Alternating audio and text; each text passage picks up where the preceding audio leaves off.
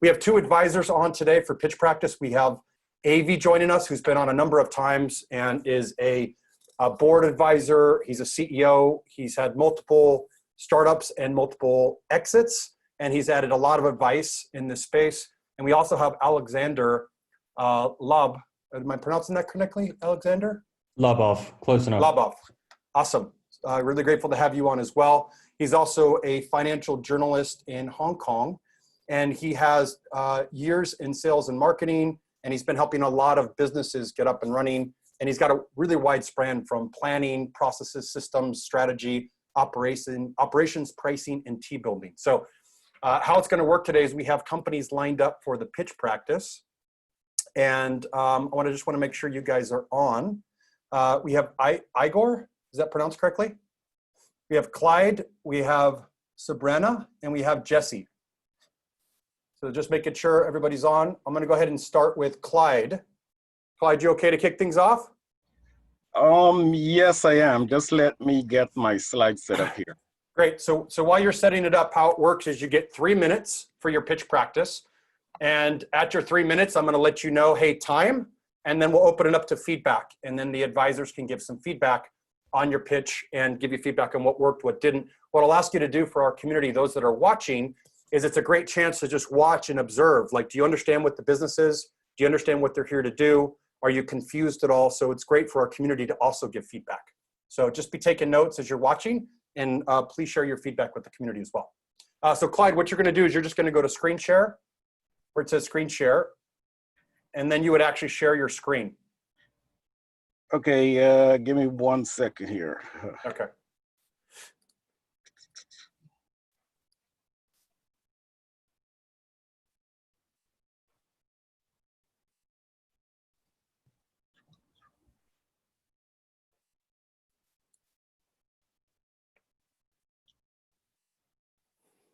Perfect. Okay.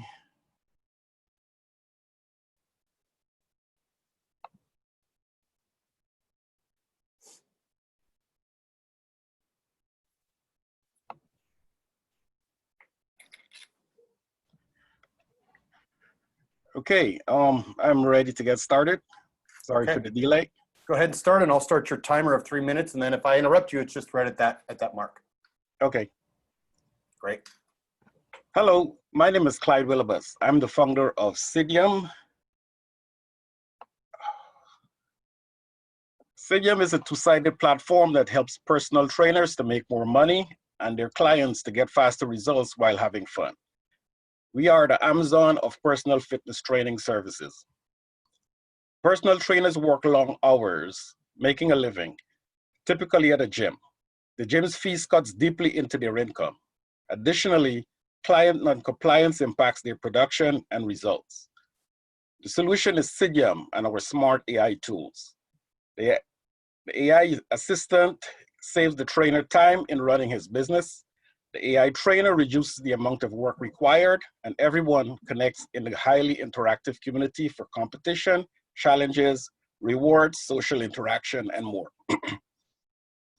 The coronavirus pandemic has massively disrupted the personal trainer industry and exposed a huge opportunity.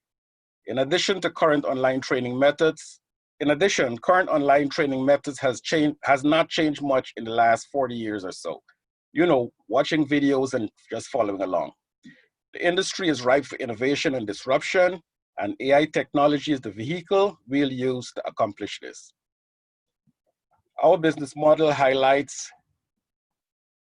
highlighted by us maintaining a minimum of 3,500 new customers per year for our premium services. We'll get 10% in platform fees on transactions between trainers and clients, and we estimate customers will maintain their premium services for 12 months while billing $100,000 on average. This earns us $13,000 per year per customer. Our revenue forecast shows us going from 50 customers in 2020 to 3,500 customers in 2023, accounting for $45.5 million in revenue in that year as we continue to scale. The market size for 2020, as per the IBIS World Industry Reports, show over 735,000 personal trainers in the US, accounting for $10.4 billion in revenue and growing at 3.2%. Speed to market, an exceptional value proposition, our innovative AI tools, and excellent customer service gives us a competitive edge in the market. Our team currently consists of myself and our Chief Brand Ambassador, Ms. Joelle John, but we are also looking for co-founders.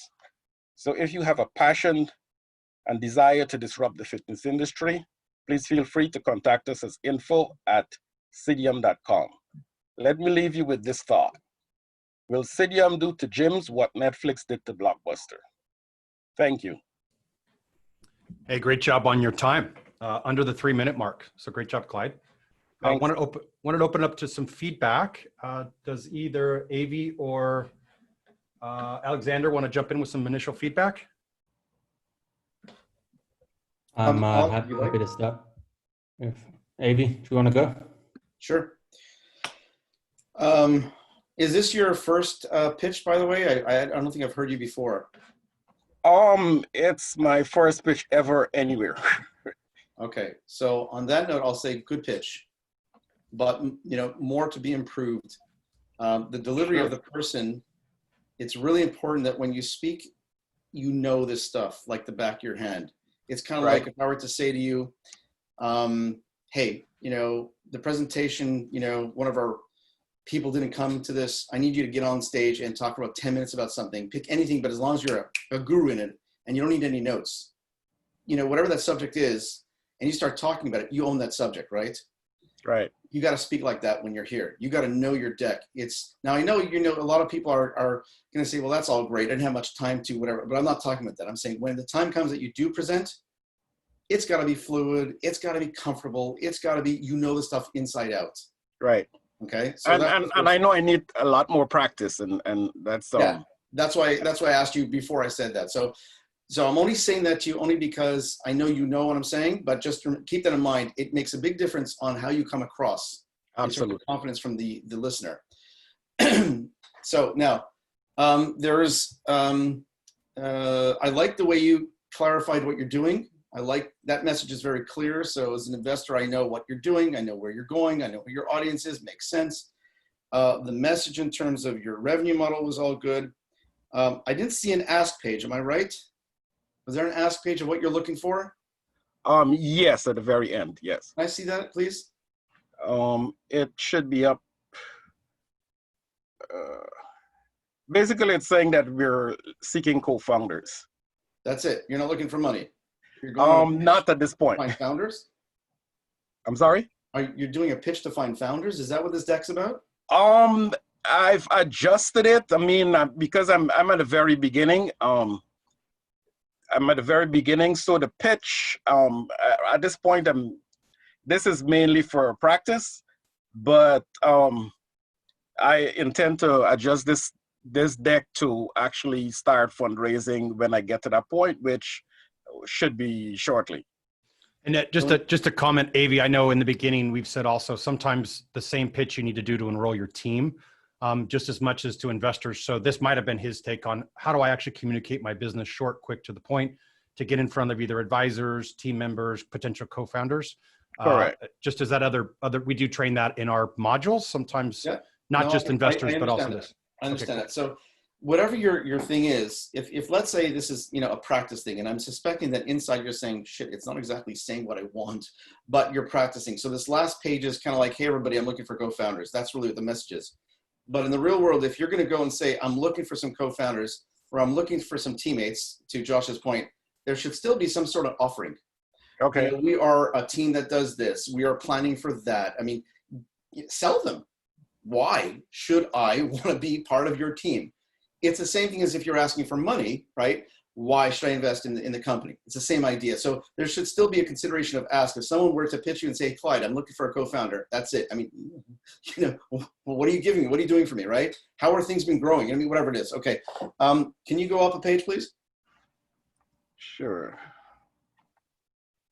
Okay, so obviously you're really at the beginning. I usually don't, see decks this early, by the way, but you know, we've talked about this before, and I'm probably going to tell you stuff you already know already, but there's not one mentor advisor there, and your team is Correct. definitely weak. So definitely, you want to build that. That will make a huge difference. And just a little advice: when you're doing the pictures, try to make everybody the same. If it's black and white you're going with, go black and white. If there's circles, go with circles. Just be as consistent as possible and make it as short as possible. And on the bottoms, it's good to show if some of them have like huge, you know, corporate backgrounds. Someone's worked at Microsoft.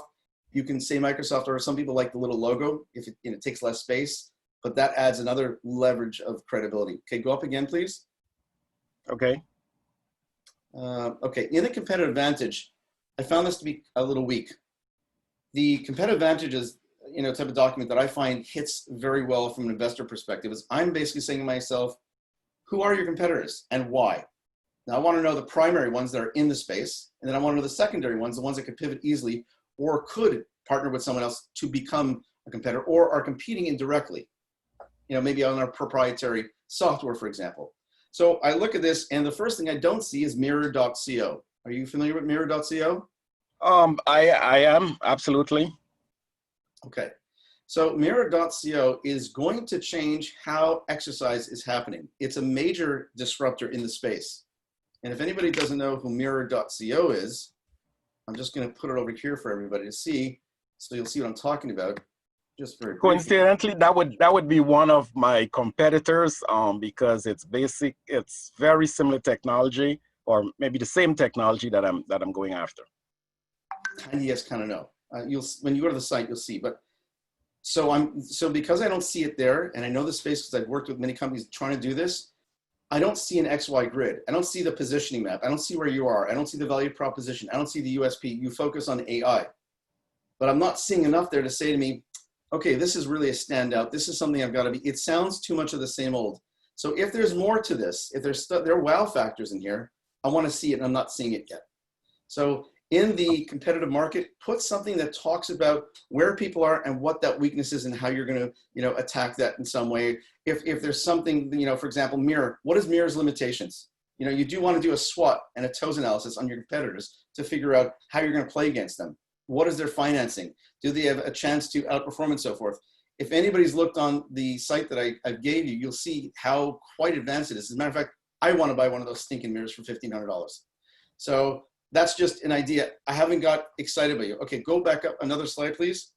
I hate to be brutal, by the way, but that's fine. That's what I need. Okay, good. So market size. So you've heard of the TAM, SAM, SOM, and all that circle things that tells you the total market, the real market stuff. Yeah. This is not exactly clear. So my concern for you is a lot of people like myself look for that breakdown, and we're really focused on, you know, what are you going to be going afterwards? So, you know, that leads to your revenue model and your customers. So go to that, please.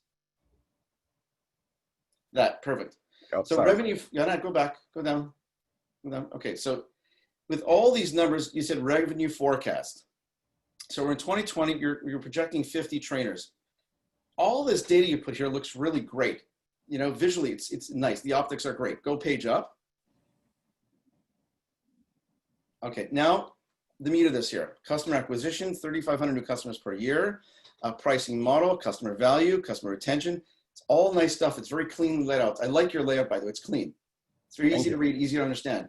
My problem with these two pages is I haven't heard anything that tells me or confirms with me that there's been some sort of due diligence in the marketplace based on our research of X amount of individuals, of whatever form used, that says that we see a problem in the market. You said earlier on that, for example, trainers work in gyms. They get, you know, a chunk of that taken by the gym. I get all that.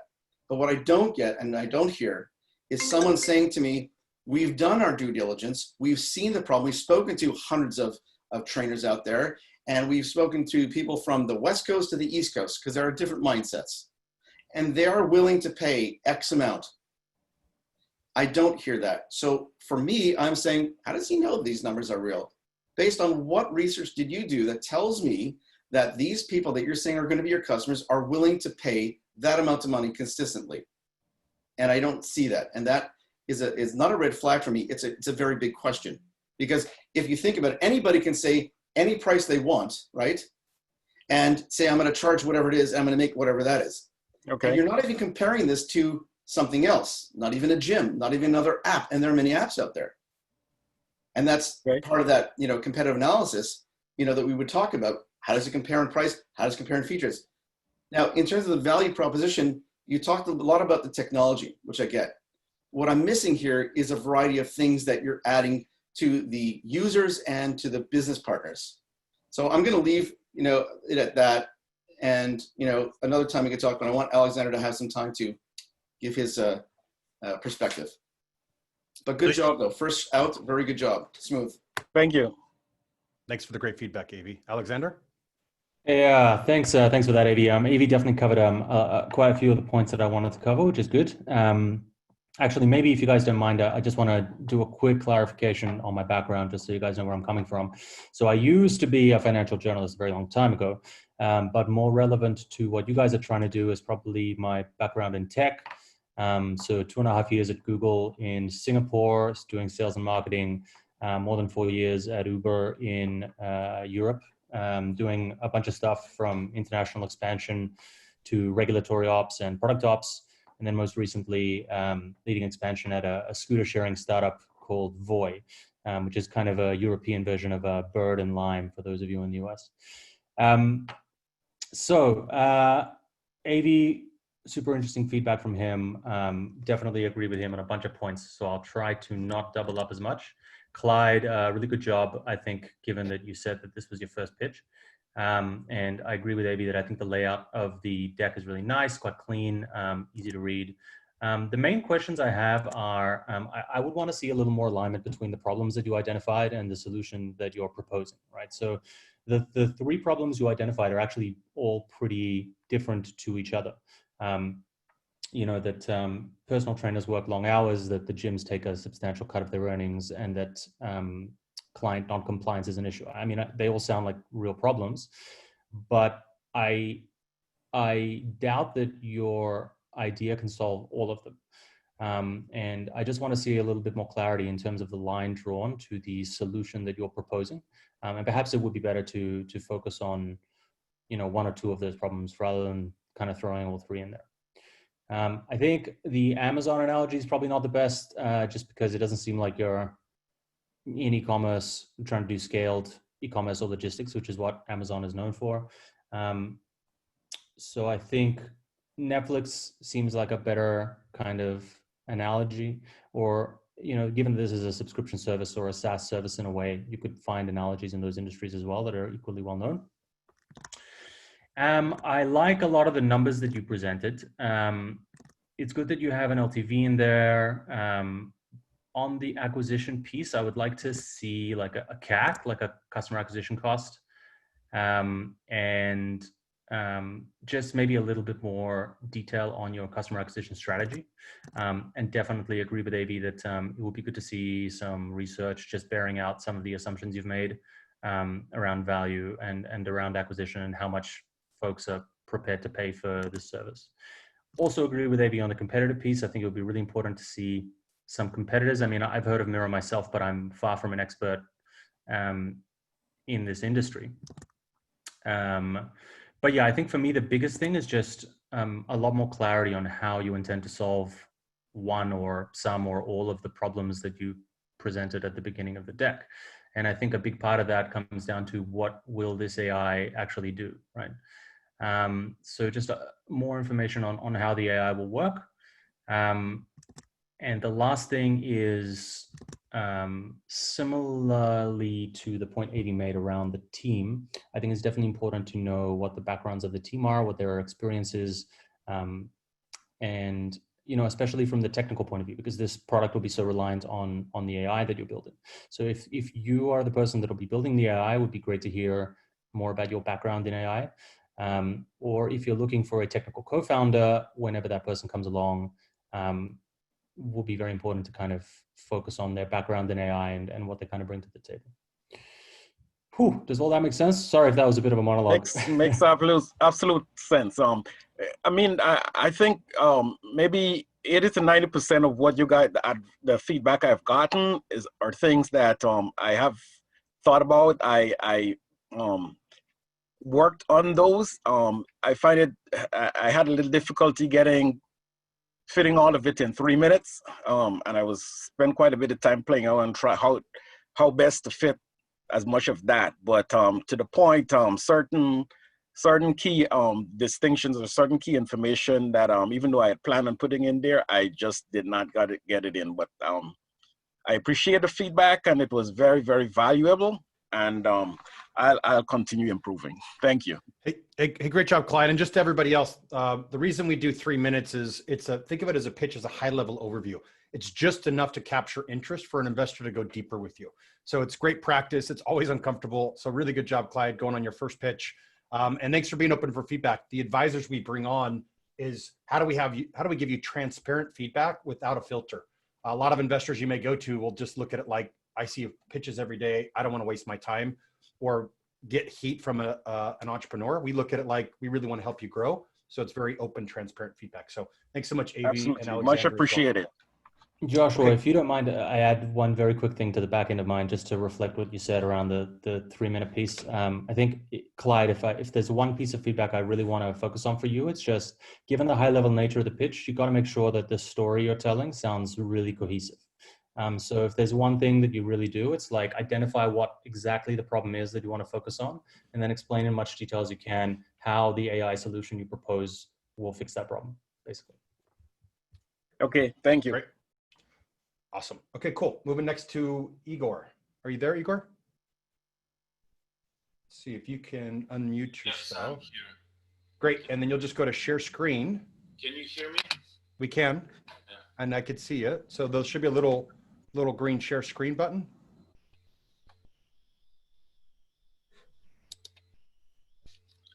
Just a second.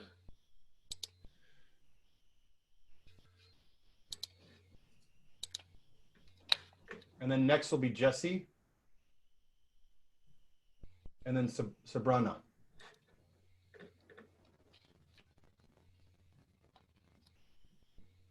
Okay, great. We got your deck pulled up. And when you're ready, I'll start your timer.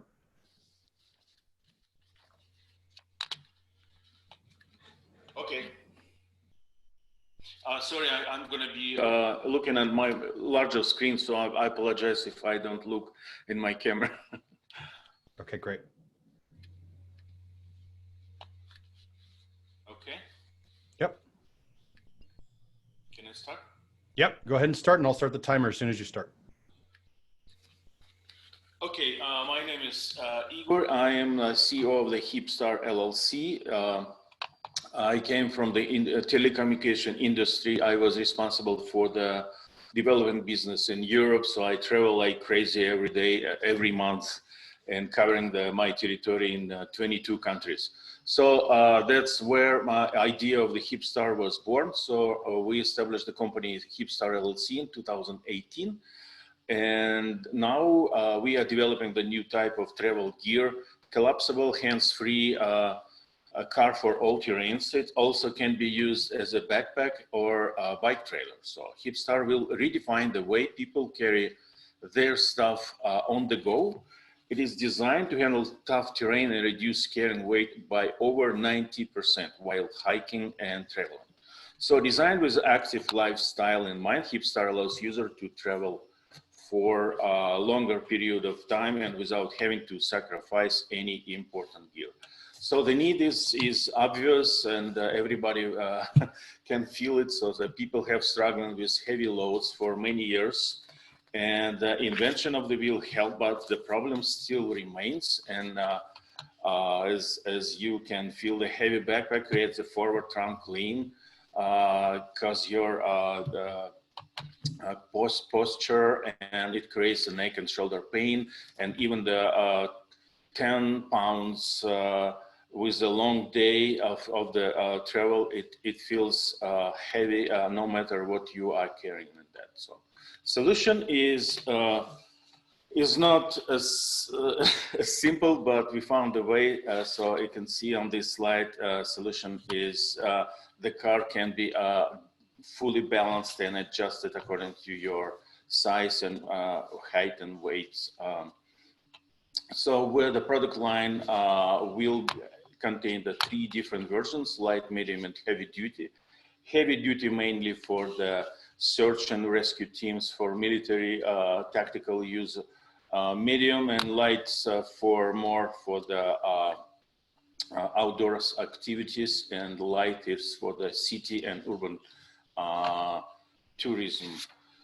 Intellectual property, we have US patent, Ukrainian patent, and trademarks registered in Australia, China, and the US, of course. And we are having the pending trademarks in European Union and Japan. So traction is we widely presented in social media. So right now we have more than 2,000 subscribers who are interested in the product. We have more than 50 early adopters in 15 different countries. So they are eager to start reviewing and testing our product in different climate zones, and to be our ambassadors to promote, test, and PR our unique, I believe, product. And you're at time. Oh, market size, target market, euros, competition, capital requirement, revenue summary, team. I'm sorry. And just last thing, how much are you looking to raise? And again, I know that the capital requirement. So we were actually, it's a for 5 years business plan. I have a very detailed financial projections. We are seeking $1.2 million, and in the short term, we looking for $300,000 to start manufacturing and purchase the inventory. Great. Hey, I know it's hard. So, hey, great job on your presentation. It is always hard to do 3 minutes, so it's not easy. So, and again, we allow people to do multiple pitch practices. So don't be discouraged if you didn't get finished this time. Great rep on that. Why don't we start off with Alexander giving feedback first? Happy to. So Igor, great job. I like the simplicity and elegance of the solution you're proposing, right? I think it's very clear, you know, the carrying heavy stuff while hiking is difficult and bad for you and uncomfortable. And we have not created something that can fix that. And it seems like maybe you have, right? So I think that's great. And my main feedback would be to lean into the simplicity of your solution to make your deck a lot more simple, because I think for a 3-minute high-level presentation, I think it's just a little bit too complex, and that you can tell this story much more simply and much more elegantly with fewer words on the deck, on the slides, and just fewer clutter, basically. You certainly don't need financial projections, P&L statements. You don't need so many pictures. I would go for simplicity personally, especially on the problem slide. It's a simple problem. You know, like I said, hiking is heavy backpacks while hiking are heavy, and they're uncomfortable and bad for you, right? And that's really all you need. And similarly, I wouldn't necessarily list out all of the features on the feature slide that you have. So simplicity for me is a big piece of feedback. As far as traction is concerned, it's good for you to highlight your social presence. I think that goes some way to validating that there's interest in the product. I would like to see maybe a little bit more validation, like have you done any focus groups or Google Forms, or conducted interviews with hikers? I confess that I'm not, a hiker. I'm not your target customer. And you have to assume that most investors will not be, even though I'm sure some will be. So it's important to kind of, for a product that seems relatively niche, it's important to kind of show what validation you have that people are interested in. Equally, I'd love to see some detail on what stage of the product development cycle you're in. So like, how close are you to a prototype? I mean, it's unclear here whether there is one, and how close you are to building one. And then the last piece is also like the total addressable market. You know, you talk very briefly about potential military applications. I mean, is that a market that you're going for? So I would kind of clarify that in as simple terms as possible. And yeah, that's my main feedback. Thank you. Great. Thanks, Alexander. Avi? Yes. Obviously, timing needs to be worked on.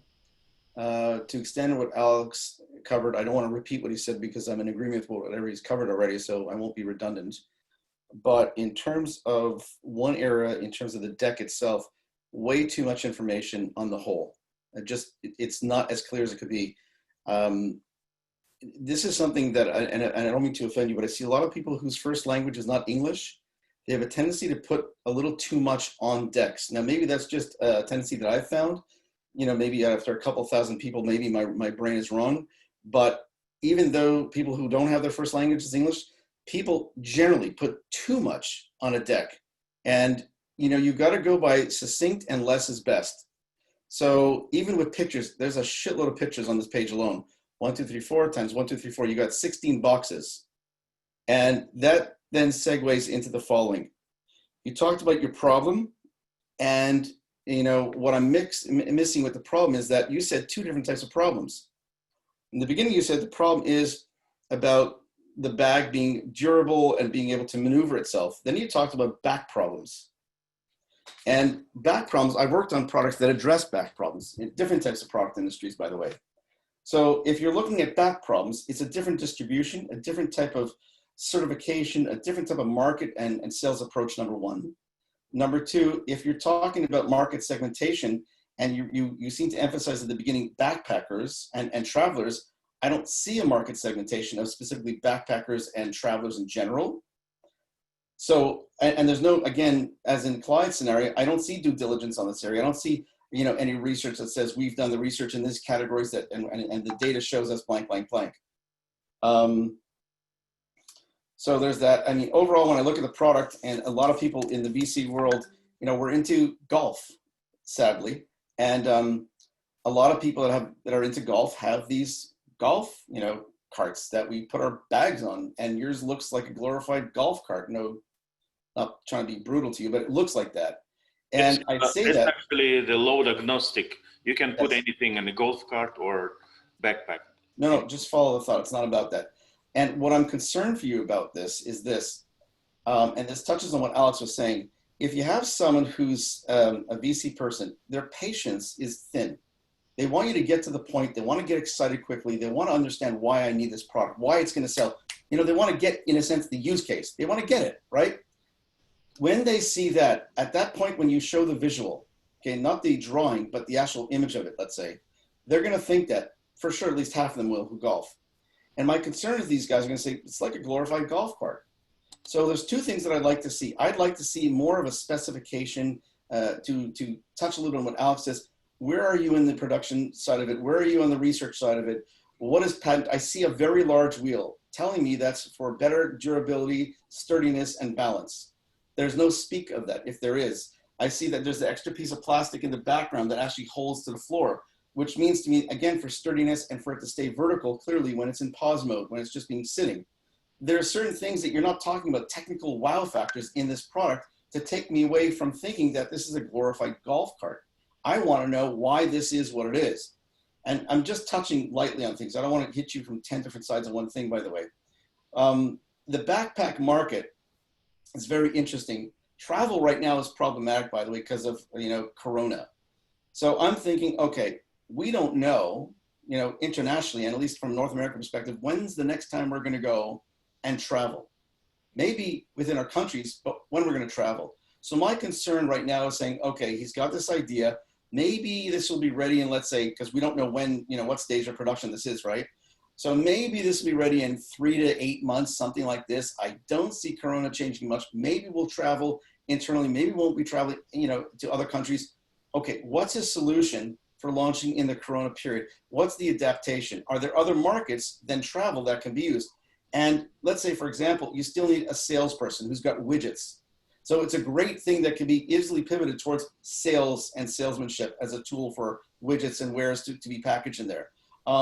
You know, there's other applications that I would have liked to, you know, to say that we're in the travel industry segmented by, what do you call it? Like the students that are, you know, traveling the world, backpackers, let's say, hikers, you know, something like this. And then also during Corona, we figured out that we've got some great markets that we can go after right away And, we believe the product will be in at X amount of time, which we'll be able to do a soft launch. And, by this point, we'll be able to sell it into that market. And when the time comes where markets will open for travel, we'll be able to expand that, something like this. So I can say, okay, he's going to answer for Corona, right? And since we're expecting multiple waves potentially, and that should be here for a long time, I want to know how you're going to sustain yourself during that period. Because this has been clearly positioned as moving, traveling, which is a weakness in Corona, right? Okay. One of the things that I don't see here, which I think you should get, is somebody who has experience in baggage industry, someone who's worked at Samsonite, for example, or any of these types of companies who understands that. Now, you went through your deck quickly at the end because you didn't have time.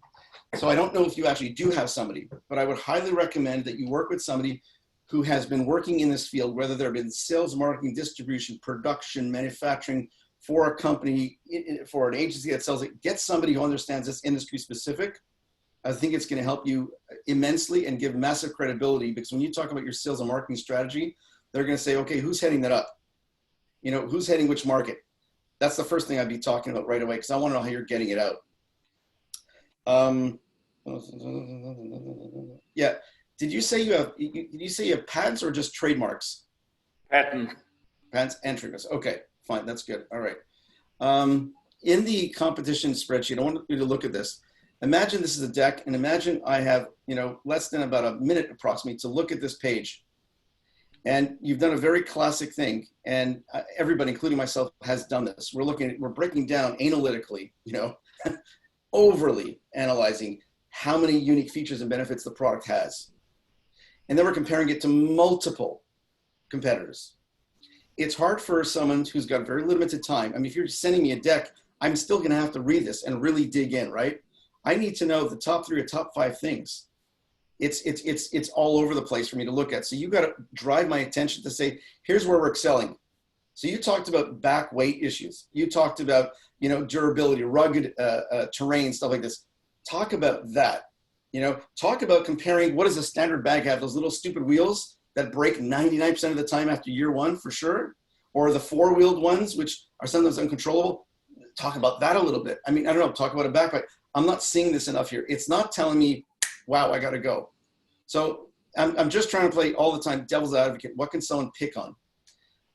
But I do think on the positive side, your presentation's nice. You definitely got to practice a little more and get that speed, the timing, the smoothness out, which you'll nail. Obviously, your technology, your product. I think that conceptually speaking, I think you might have hit on something, obviously, that I think it has some real viability, but I don't know the market, admittedly, in terms of this type of design. But I think, if you're right in terms of there isn't something as capable as what you have here, that's cool. That being said, I have seen baggage that actually is motorized, that you can sit on it and you can drive it in an airport. So just a little food for thought. It's very interesting how you're playing with this. I'll just leave it at that.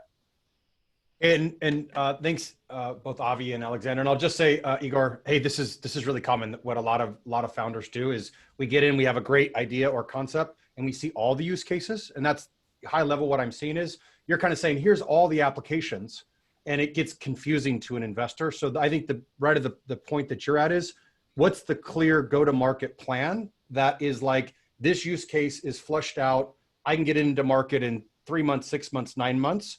And then second phase, third phase, fourth phase, we roll out to these other ones. Because right now it gets so confusing. Investors, it makes it appear that you are just looking at, this goes to all these places. Yeah. And in that case, it would be a licensing potential agreement as a business model versus launching this in the market. So again, you might look at it as a licensing model. That's totally different. So then just think of, how do I go to market and how do I actually get it out there? I see it as you're at the product market fit phase, and how do I align that would be my other 2 cents. Yeah, and if I could just add one thing real quick, like just to highlight again that this is a relatively niche product, and the only way an investor is going to know about much of this is if they are a very avid hiker themselves, or if they've invested in a company that does similar things, right? Like for me, for example, I had no idea that there were already cards like this on the market, right? So when I look at this competition table, all of this stuff is new to me, and there's no way I can process this information in like a fraction of a 3-minute pitch, right? So the more important thing is to put yourself in the shoes of a person who doesn't know this market and this product as well as you do, because that's your target as an investor, and then explain it to them in very simple terms, why this fits and why your product is superior. Alex, that's a super point, by the way. And to that end, I think it might be beneficial to think or consider of putting some images of what the market products look like that you think are competitors. Because to his point, if you're speaking to people who don't come from the transportation industry, the shipping industry, the travel industry, the packaging, baggaging, whatever industry, you know, there's a whole slew of these guys. We don't even know what that means.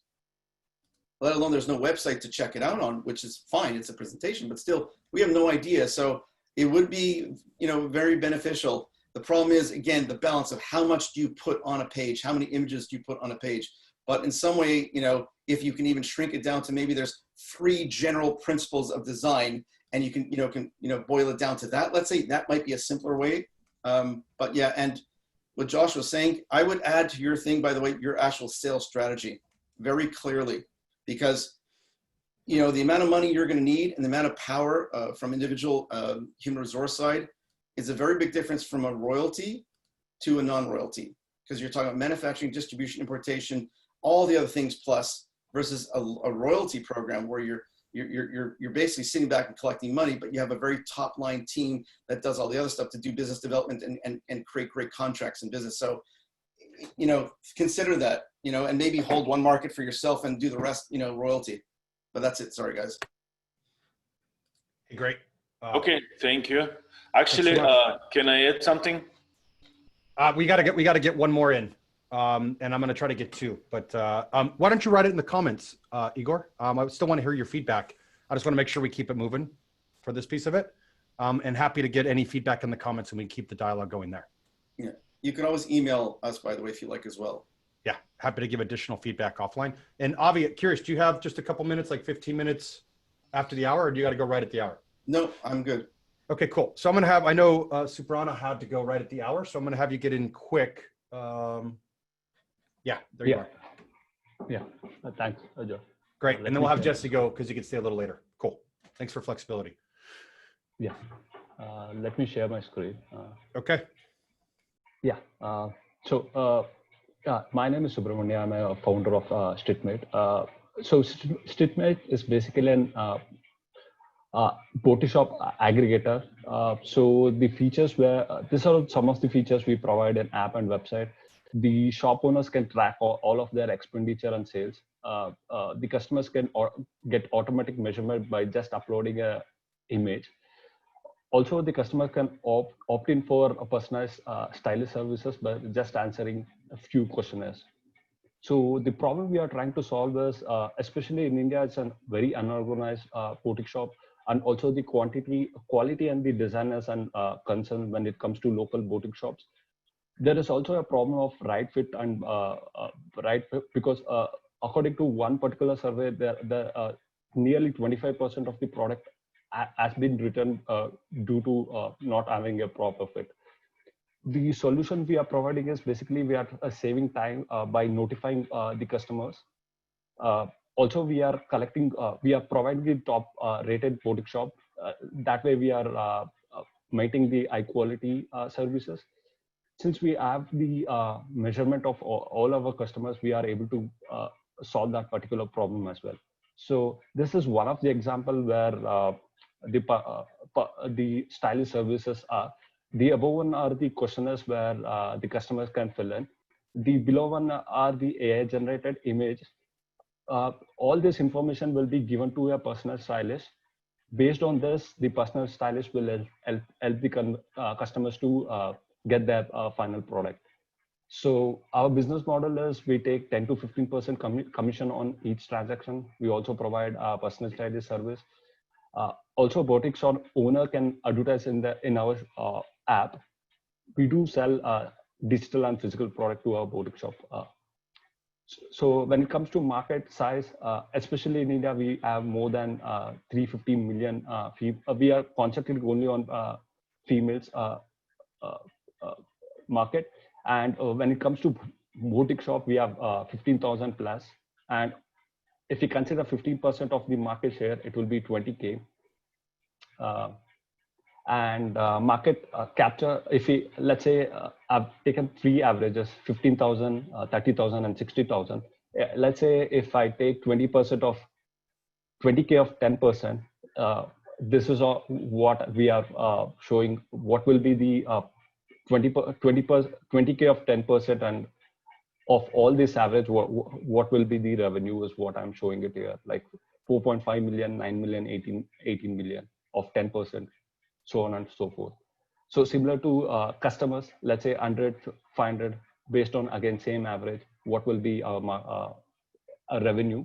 So there are few competitors as well, like Tech Tailor, Your Tailor. Stitch Fix is not in India, but it's in US. We are using one of the component of Stitch Fix, like personalized stylist. There is also a great and that's time. Yeah, that's it. We are here. The app is already launched, and thank you. Awesome. Okay, great. Why don't we start with Alexander? And thanks, you did it. That we just almost had 3 minutes to finish it. Yeah, thank you. Sorry to jump in first again, AV. I've just got a hard stop at the hour, so I'll try to get my feedback in real quick. Subramanya, thank you for that. I like the formatting of your deck. The main thing, my main feedback is just on clarity. I just think you need a lot more clarity on what exactly the problem is and who you're actually pitching this to, and then what kind of validation you've done to determine that your target customer will pay for this.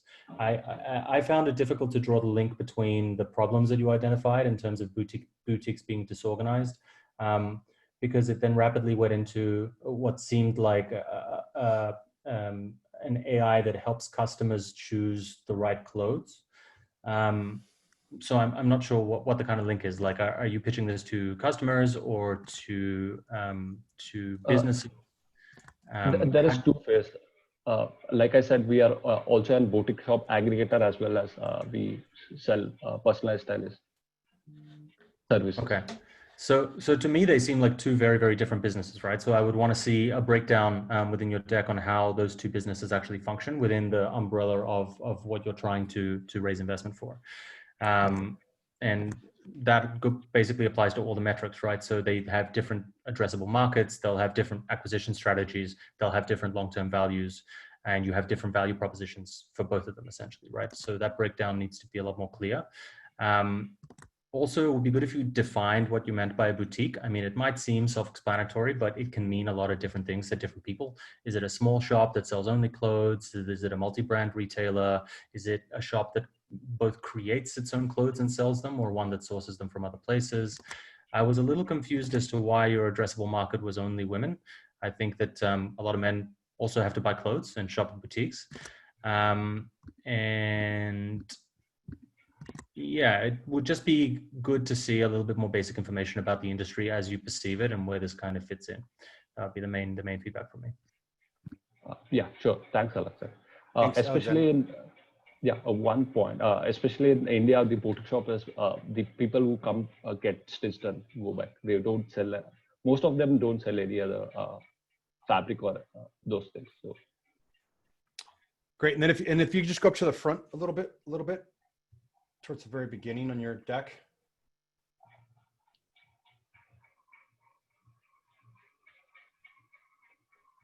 Yeah, this is, I had the same thing. My initial feedback with, I like the simplicity of it, but it got a little confusing. Like as I was starting to go through this, I wasn't quite sure what made you unique and differentiated in the marketplace. So when you started to unpack this, I was reading, trying to understand what you were doing. And it took, like, I was still going through starting processes at AI.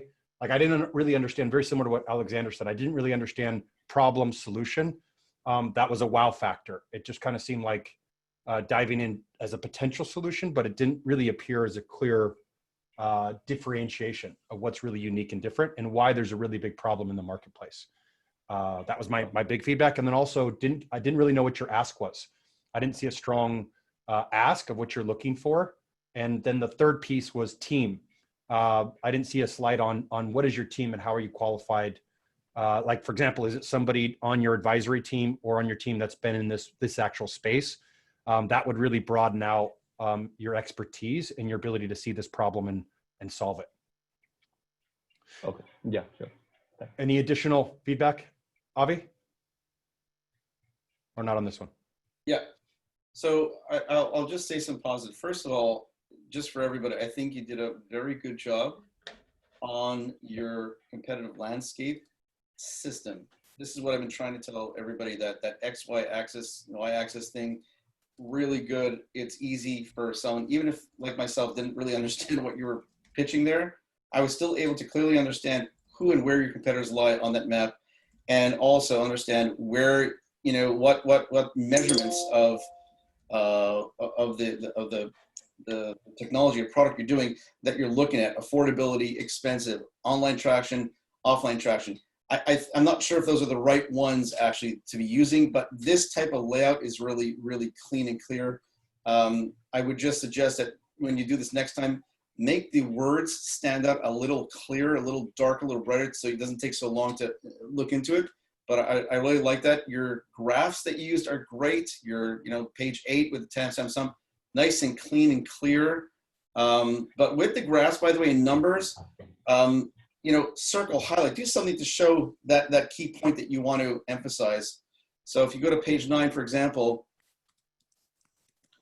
so just mark something that you want to capture the audience's eye in. So if you're trying to say, for example, you know, at the top point, you know, it's 171, do some sort of circular, some highlight, say, this is where we're going, or this is what's like something, because I honestly, I lost you in a good portion of this, in this deck. At the beginning, I really didn't understand what you're trying to do. And if you go to that first page, I'll explain to you why. And just to let you know, I've been working with clients from India for the past 20 years, and I'm very comfortable with the Indian accent. So it's not the accent that I have a problem with. I just couldn't make out what exactly you're trying to do. And I looked at the page, there's a lot on here. If you're talking about a solution, first of all, I don't know if you're a one-stop solution to boutique shop. Why? There's so many problems that boutique shops have. Why are you the one-stop? I mean, don't tell me this is their only thing, right? So I would, you know, start off with the simple thing: problem, solution, very simple. And then when you're talking about what features or what things you're bringing to the market that's going to, you know, help someone, think of it like bottom line, a very measurable, clear statement. So for example, if you look at the third point, you say using AI. Who gives a shit what you're using, quite frankly? I just want to know what you're going to do for me, right? So instead of customer can get, obviously it's for the customer, automatic upload full-length images, which I personally don't find to be such a huge thing, you know, in a sense. And maybe images are a huge thing, but the way you're stating it, it doesn't really make me go, wow. And I don't know why it should, by the way. Remember what Alex said earlier, which we should all remember, is that don't assume that the person that's going to read this understands your industry or has an experience or background in it. You kind of got to think the person's in grade 6, or some people say of a 6-year-old. Either way, make it so that I don't have to think very much. That's the point, that I can get it right away. I didn't get this right away. And from this page, I was lost. I swear to you, I was lost. I didn't know what you're doing. And I really wanted to grab it. And the problem is that even throughout the deck, you know, sometimes like in a movie, you can get into it in the middle. I couldn't find a way to get into your deck in the middle because I really couldn't figure out where I'm starting from. So I think you really have to nail your starting point. Think of it like golf. You have the, you know, the tee, you put the ball in, then you have the hole with the flag. Your starting point, it's not there. I don't know where I'm going. I don't know what I'm going, and I can't, you know, put into perspective.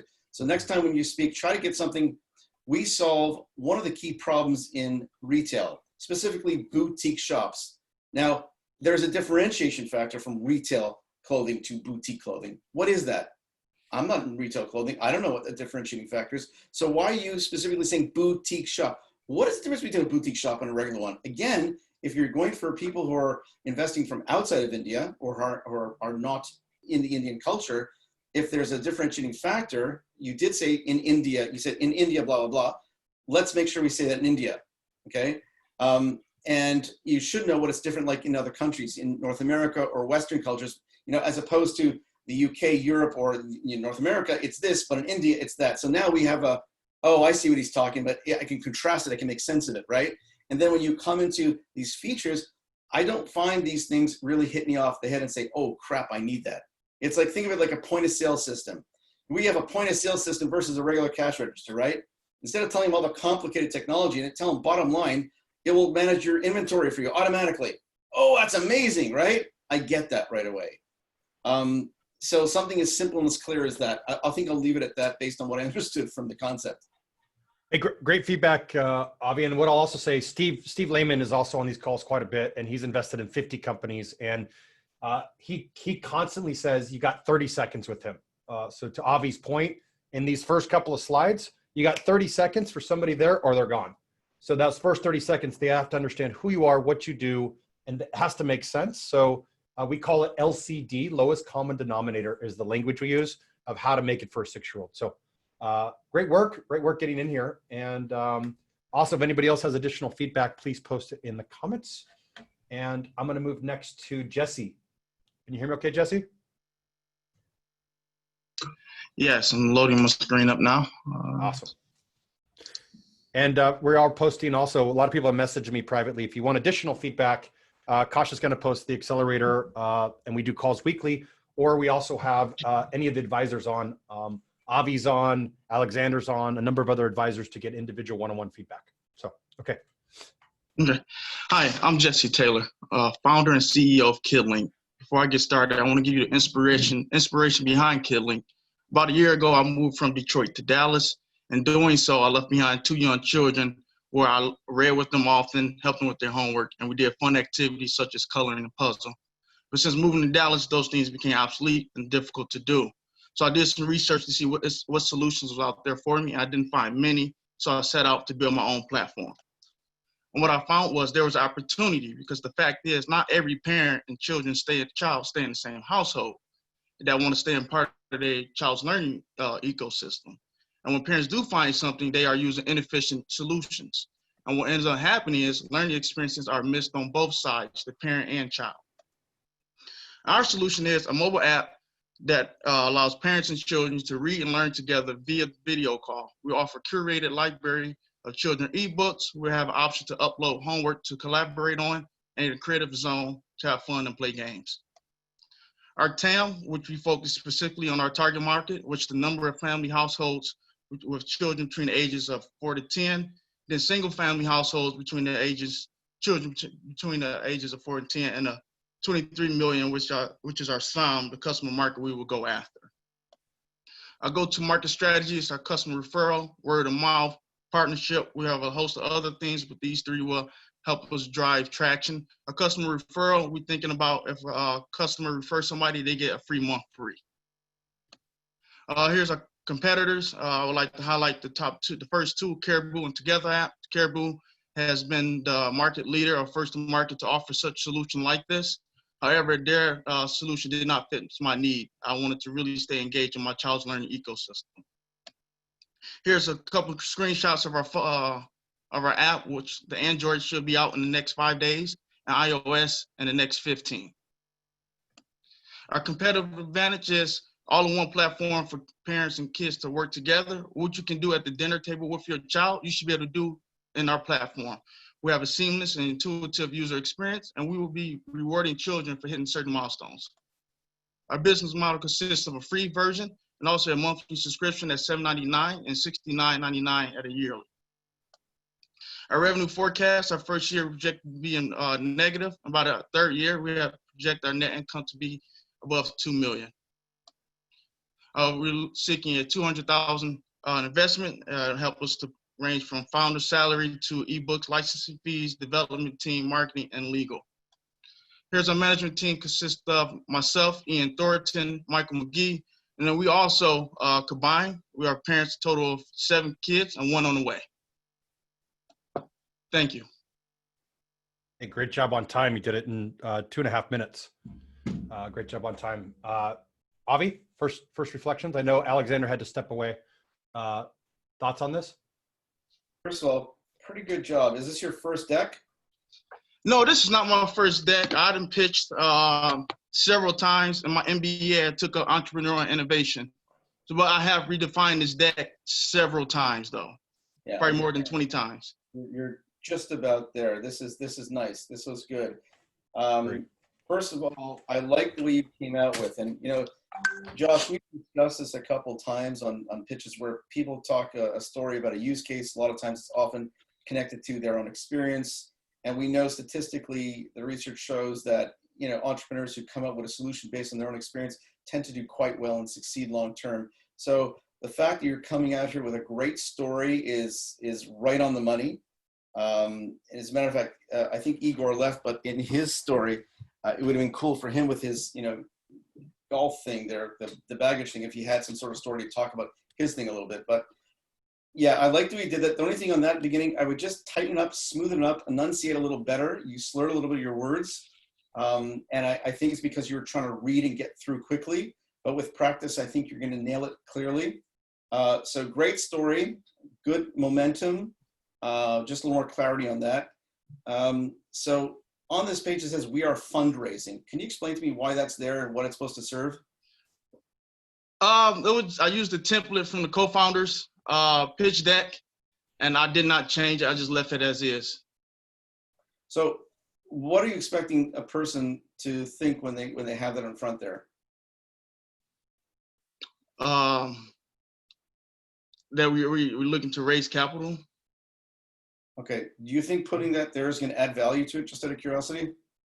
Probably not the best spot to put it. Right. So, I mean, I'll just speak my mind. I would never put that. I've never seen a deck that ever does that, because if you're saying to an investor, oh shit, they want fundraising. I thought they wanted monkeys. I didn't know that. I mean, it's an automatic. It's an obvious. And put what you need to put there. Don't put things you don't need. Everything you put on the plate should have a purpose. The let's talk. Again, first page, I've never seen it before done. Does it hurt?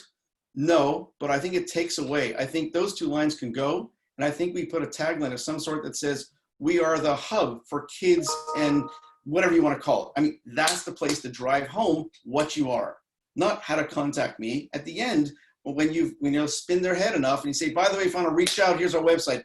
And I wouldn't even say my email, because no one's going to think of their email. You should be driving to your website, not your email. So they can further, get more experience on what your model and your business is and so forth, assuming you have a website. And if you don't, make at least a landing page that at least explains something and to be coming soon type of thing, but have something there. So I would definitely take those out, add something that drives from the point of what you're doing. I do like that logo. If that's your logo, very cute. Okay, next page. Oh, that's the end. Hold on, let me go back. That was the end? Yeah. Still, we know we're fundraising. Just at the end, just remind people of what you are, because by the end, they can still lose track, and put your web page on the bottom of it. Okay. Okay, so go to the top. All right, just the top. Oh, so it's not much different. Okay, so go back to the top. Again, I've rarely seen, I should say, where someone says they're CEO and founder of it, because you're also taken away from your team. Okay. And if you are a team, you're not going to put yourself first. You're going to talk about yourself, but you're already doing it at the beginning.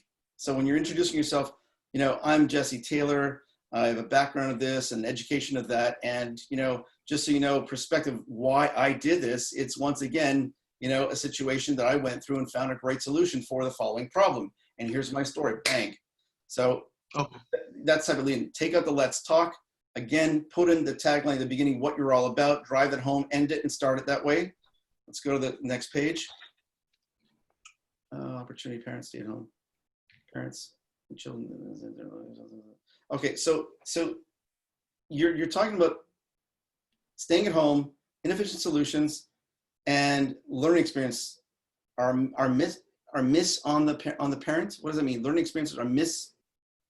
So, like I can just give my example of me experiencing the problem. Like my daughter, who was just going to first grade, right? So she started reading these books and doing certain type of homeworks. I wasn't able to help her, right? Those tasks just became responsibility of her mom. But I wanted to be a part of that. But right now, there was no solution. So those experiences where I'm helping and collaborating with my daughter reading, helping her with homework are missed because there aren't a solution out there for it. Okay, so grammatically speaking, I don't believe that's the best way to present that statement. Okay. It's, I think, grammatically incorrect to say learning experiences are miss on the parent and child side. It definitely restructure that. I'm not going to give you a lesson on that, but it's not hitting home. And even if you're saying that, I'm not sure what you mean by those experiences, and I'm relying 100% on what you're going to tell me. So I would suggest that you just put something here that talks about very clearly that if I don't hear you, I understand what that means without that. So try to find a pointed statement on that. But overall, I'd be having a top line that states, you know, the problem. Can you go page up for a second? That is a page up. Go down. All right. Go down again. Okay, so go up. Okay, not the solution, not the opportunity. This is the problem. Okay. Okay, and it's misleading because subconsciously what's happening is the opportunity. I'm thinking about how we're going to make money. You know, when you go to an investor, you say, I've got an opportunity to you, right? What does that mean? Money. I don't say, hey, I've got a opportunity. I'm going to say, I have a problem that I have a solution for. Okay. And there's the opportunity. Okay. So just to clarify that. I mean, these aren't big things what we're talking about. You really got, you know, most of the meat on the bone here, which is great. But in the problem, I want to see something on the top that basically sums up these three things very clearly. And I think you need to think of it like a Venn diagram where everything collides into one common issue. What is that common issue? And I haven't picked it up because I haven't got enough time and bandwidth right now to figure out what it is, but my gut tells me that there is a common issue here that you can state in one simple, quick blurb that basically will break out into these three things. And the solution on the next page explains, we have that solution, and go to the next page. So in the solution, I want a top line statement that says, we are the hub. We are the epicenter. Tell me something that you are the place where people are going to go for, okay? And what are you going to do? You're going to bring families together. You're going to increase this, you know, kids can get better grades. You know, a long time ago, I was looking at a model where there should be a peer-to-peer tutoring network where, you know, people can go out and reach out to share, you know, homework. Instead of doing homework in the library, you can connect online and do homework together and create groups. So grade 5 English, you know, USA, everybody can, you know, drop into that group and they can do homework virtually as a team. Now, if this doesn't include this, I would think about putting something like in this because I think it's dramatically needed. And if you think of the Corona period, you know, once again, talking about Corona is really key. If you talk about this, kids aren't able to do homework that well. It's not the same thing. This will solve this issue, not just for Corona, which is so timely, but also if a kid is sick, if the kid is absent, you know, so we have a solution that allows kids to have that peer-to-peer support. And we also include a portion where if a teacher or teachers want to come in and help and contribute to it, there's a portion or let's say an entryway for them to participate in this, or for them to throw in, you know, certain, you know, how would you call it, exercises and so forth. If they, you know, in the group, they can participate in that, in other words, you know what I mean? Mm-hmm. So I think you can do a little more here. I think you have a lot of opportunity in this, and I do like your concept, by the way. Next page. Market size. Yeah, that's okay. Well, I'll tell you one thing that just popped in my head. It was like 23 million. It seems small. The US's population, I'm Canadian, by the way. So the US population is what, 330 million people, I think? Mm-hmm. All right. So I'm just thinking of 330 million people. This is 23 million homes. Is that right? Or single customers? No. So what I did was I went to the census. I forgot. Oh, it's right here. And I just used the number of single family households and times that by our price for the app.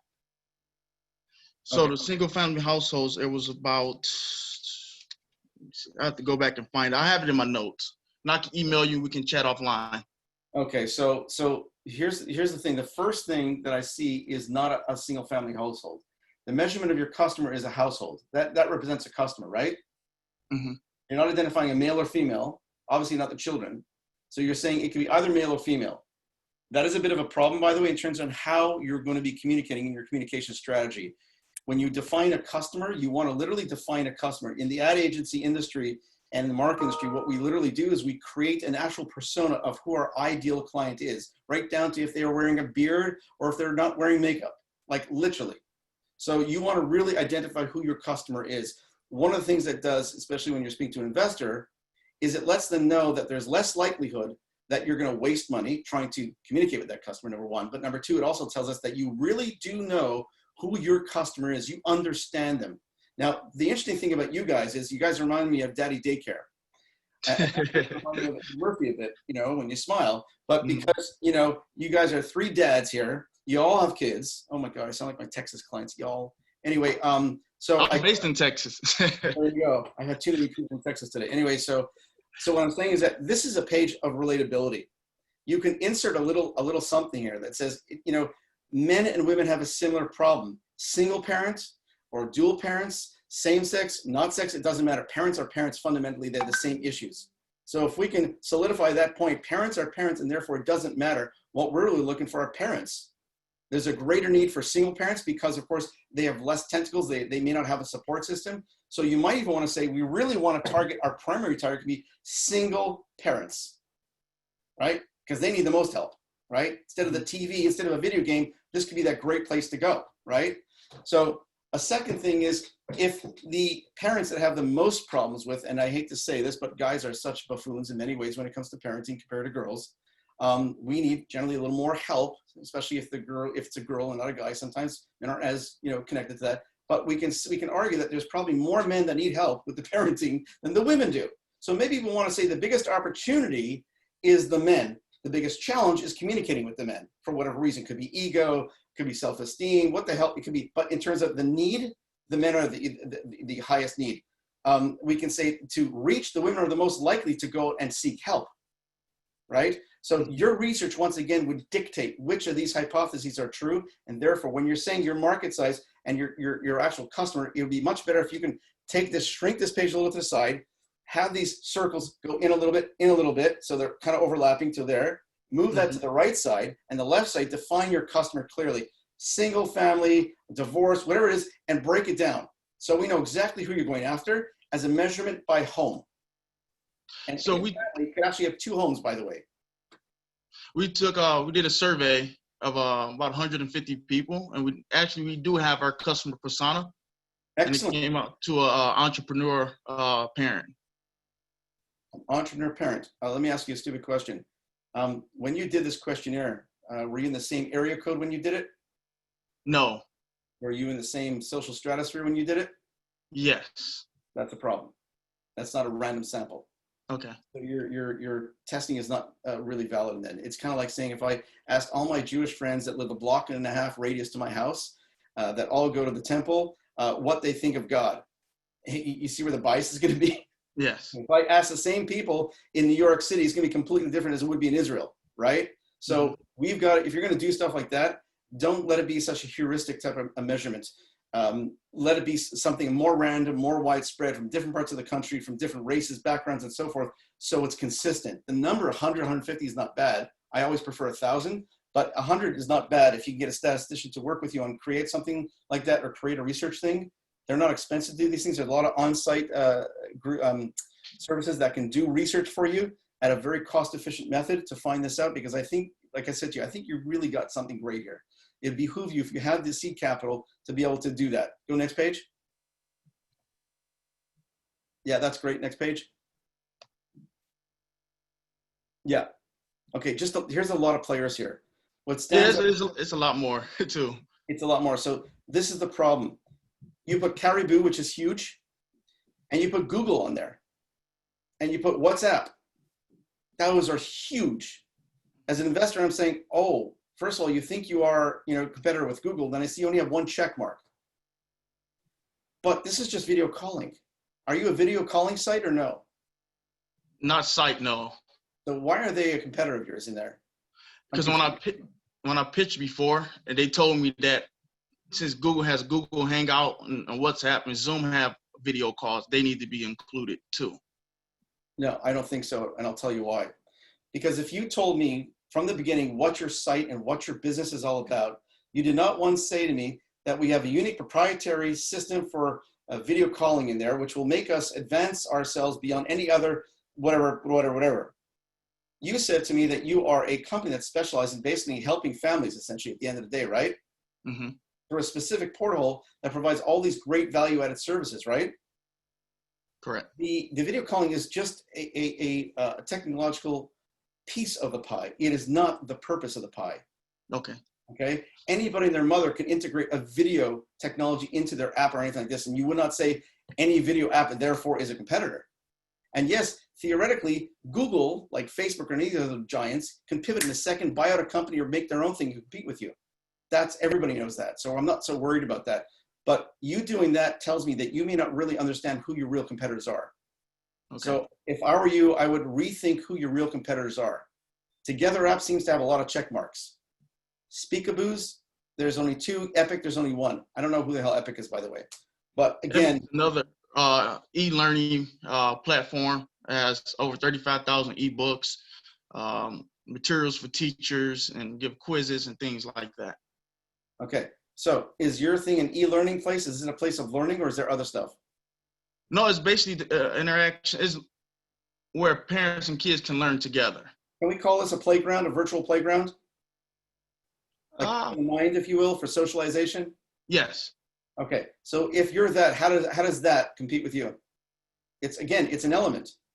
It's a piece, it's a slither, right? You're not trying to be a slither. You're trying to be an epicenter. Remember I said you're the hub, right? Be the hub. Okay. Those guys are not the hub. You're a hub. Who out there are competing as a hub? The two I found were just Together and Caribou. Those are your competitors. The other ones I don't see as primary competitors at all. Again, these guys can pivot. So in your presentation, you'd say, our primary competitors are blank, blank, because blank, blank. Other companies we recognize can pivot on a dime. WhatsApp, Google. There's a couple of places that specialize on education, such as all these different places.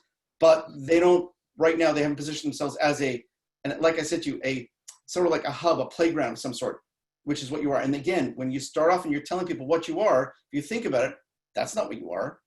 So that's what I'm saying. You start off and you end off and reinforce what you are. Okay. And they should get excited about that, because I know that's exciting. I know I can go to your site, send my kid there. I don't have to worry about them. They got everything right there. It's great. You're like a playground. You're like a school playground, a group thing. You got everything there. It's fantastic. Next. Yeah, that's fine. Next. Advantages. Okay, again, here were the competitive advantages. You went through a competition thing before, right? Now you're doing a competitive advantage. First of all, the placement's wrong. It should be connected to the other page, if there's going to be a page like this, first of all. Okay. Second of all, if you look at this, you've only got 3 competitive advantages. So are these really competitive advantages, do you think? I think 2 of them are compared to our competitors. Okay. Now that you know who your 2 real competitors are these really 2 competitors? Really 3 advantages? Yes. Anybody tactically can reward kids with milestones, like points, like all these virtual things. Is that a real thing if everybody's doing it? USP. What are you guys doing differently that basically makes you guys stand out, that people are going to want to come to you all the time? Why they're going to come to us? And that should have been, by the way, in the competitive statement over there. We are better because blank, blank, blank. Here's our competitors. Okay. And again, if you look at the other individual, I forget where he was from, he did an XY, and he showed exactly where he's at and the key matrix he was looking at in terms of where they're competing. If you did that and you made that statement, I think that would drive it home on 1 page, and we'd save 2 pages. Actually, I was going back and forth. I have that quadrant with the competitors. I just didn't know which one to choose. So we're much more visual than we are cognitive when we process. Think about that. You get a flyer at home, the one that has the pictures versus the one that has all the writing. Which one does your brain gravitate to? Which one do you look at? The picture. Right? Right. Think that. Pictures can tell so much more data than written, because the brain has to slow down and process every word inside there. So, and we said this many times, a great piece of imagery can really make a huge difference on a page. Too much of it, too convoluted, will kill it. Okay. Right? Okay, keep going. Yeah, that's great. Keep going. Very clean. That's good. Keep going. Here. Okay, so here's the thing. So first of all, I wouldn't call raising that. I would say the ask, or this in this case is the use of funds. So I like to separate these things out. I like to have the ask, and the ask means you're asking for X amount of dollars and they're getting X amount of whatever it is, and what type of it is. Is it convertible debenture? Is it whatever it is? How much, what they're getting, and what form of ask it is. On the side, you could just put use of funds. And the problem with this is that, and I do like charts and stuff because they're very visual, but here's the problem. You've got a color with a number, and on the bottom in small type, you've got a color with a name. That means my brain has to look very quickly, concentrate on what you're telling me, by the way, and look at all these little spots on this dial to figure out the logic flow of all the colors, and then match the number to that, right? Because the brain doesn't connect immediately, right? So you've got to find a better way that clearly states the use of funds. So why are you separating out founder salary? Just say salaries, product development. I mean, the product development and dev team, just put it in technology. Try to try to shorten it against. Tighten it up and make it simple so someone can just look at it very quickly. Just figure out a way. I was trying to figure out a way for you, but it's going to be too long. So that's all I have. But really, you really have great stuff going there. And I do like, it's more simple than not. It's more clean than not. You've got the content there. I think you did a very good job. I think you're one step away from really nailing this. Okay, thank you. Thanks, Avi. Yeah, really good feedback. And we had a little bit more time, so we were able to go a little deeper with yours. The only other additional things I'd add is one on your team. Your primary, when I saw the team, I primarily saw understanding like systems and parents, but you may want to talk about either the technology. I noticed you put some of it, or companies they've worked with, their brands. Think of this as like, how do you show we can execute in this space? So school systems, e-learning, anything like that. And it could be logos or an advisory team, right? So you could either do it through either your management team or your advisory team. But the main thing I got here was similar to what Avi said, is I saw parents and they understand from more of a business perspective, but I didn't really see technology and I didn't see e-learning. So that's how you want to round out. I think you'd want to round that piece out. The additional piece that I would add is traction. That was one piece that I saw was missing, was what is your traction? And I think that might even help with this whole conversation of once you get in and start, that's at least kind of what I took from it is you got a great concept. I loved your opening story. You had me right at the beginning. Your language positioning, I thought was excellent on most of the pages, similar to what Avi said. You're putting me in visual perspectives. You're in your living room with your kids and you can work on that.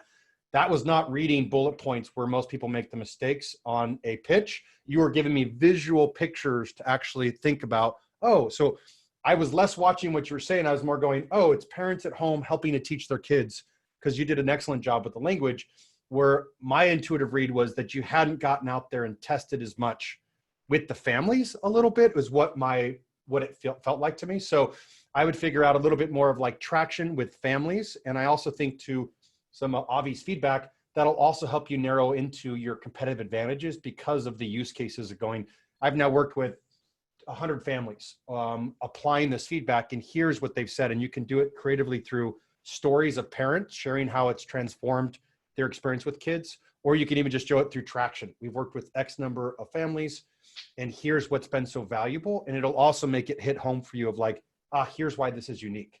Here's the main differentiator that we're solving. And so when you do your check boxes, then those three are maybe highlighted. And it makes it really easy to go, oh, here's what's different about this versus something else. Okay. Yeah, and great job. I thought you did a great job on it as well. And what I'll do is, I know we still got a lot of people on that have stuck on. Avi said he's also open to answering a couple of additional questions. So I'm gonna stop the share with Jesse. And if people had questions just directly on the pitch or something around this that came up for you, if you have questions, I'm happy to do just a random question form. Either you can raise your hand or you could type your question in the box and we'll get to a couple questions. Yeah, Dave? Yes. Hi. I'm looking at these pictures and I've been trying to put my deck together for almost a year. And the product is so complicated and so sophisticated, and everything's an everything of an everything. And to try and summarize it's just driving me nuts. Any suggestions on how I can just succinctly say this is the problem when I'm actually solving 40 problems, and this is the solution when I'm solving 40 different solutions as well? I'll give you my initial quick, because I know this is what I think this happens with every entrepreneur. We get so into the details and we see so much of the vastness of what we can solve that we're in the weeds. I find having doing a quick example and having people repeat it back to you is at least how I learn. Like, what did I just say? Like, for example, go to your mom or your dad or your grandmother or your grandfather or your children or your friend's children and try to describe the business, and then ask them, what does this do? And if they don't understand it, try again and keep trying until in their words, they simplify it. And that's at least what I've done to actually kind of get what is LCD, or very simple common knowledge, because it usually has nothing to do with knowledge about your space and how the average person repeats it back so they get it. That's the language you use. So that's what I've used to just get feedback, is talking until somebody goes, oh, that's it. Because I'm usually using industry knowledge that's 3 stories down that nobody gets. And so actually having somebody that knows nothing about the industry repeat it back so that it makes sense, that language is like, okay, this is what it is to the average person. So that's something I've used. Avi, other thoughts? Sure. You know, I find that, and everything Josh said, by the way, I totally agree with, but, you know, I'll give you a few thoughts here on this. First of all, one of the things that people do is that they have these different permutations, these different layers of, you know, Anna could do this, Anna could do that type of thing. And before you know it, they've created this monster concept, project, technology, whatever. And then they go like, oh my God, I could do everything. And I'm actually part of a tech startup that's it's an operating system that's distributed that replaces the blockchain and does a whole bunch of other stuff. And I remember when we got into this, you know, I was in a situation where I said to myself, I can't remember the last time or any time where I really couldn't figure out what the F we're doing here in terms of, we've got too many great things this thing could do. What is the one, you know? You have to come to that one, because you can't go to the market or in a pitch and say, hey, we're a blank, blank, blank, blank, blank, blank, blank, and you don't stop. And they're like, well, you're everything, right? What do you need me for, right? So one of the things we did is I decided, let me get back to the starting point.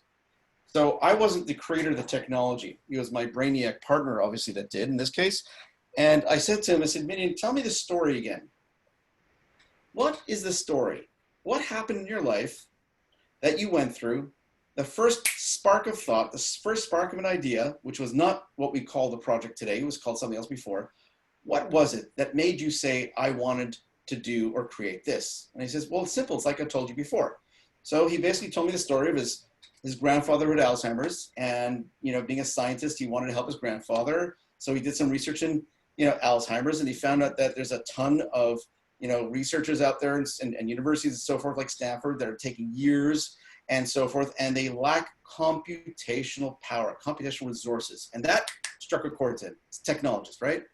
So he says, at that point, I said, I can fix that. I said, aha, okay, great. Now we're starting somewhere. So that is the cause, okay? That's the cause. That's the reason why he got into it. Okay, computational resources. He says, and then I said, what did you do next? He says, well, then I started to figure out, how can I gather all those wasted computational resources that we have in the world and harness that into one big super quantum computer? So I said, so essentially what you're saying is you've developed a technology platform that has this huge brain that can basically absorb all this energy, all this knowledge into one single source, and then redistribute that for other people to take use of. And he says, yeah, essentially.